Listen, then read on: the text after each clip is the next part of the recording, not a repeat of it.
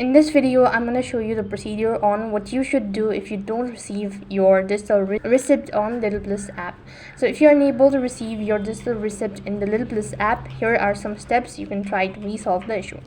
First of all, if you have a poor connectivity, then it could be one of the reasons why you're unable to receive the digital receipt.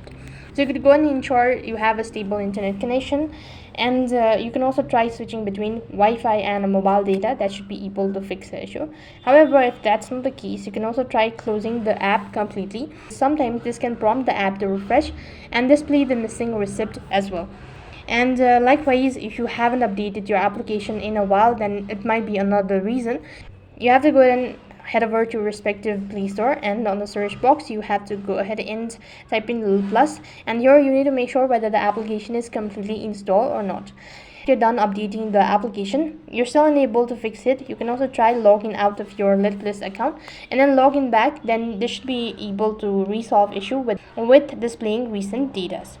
Sometimes digital receipt may also be sent to your registered email address. You could go ahead and check your inbox and spam junk folders for an email where.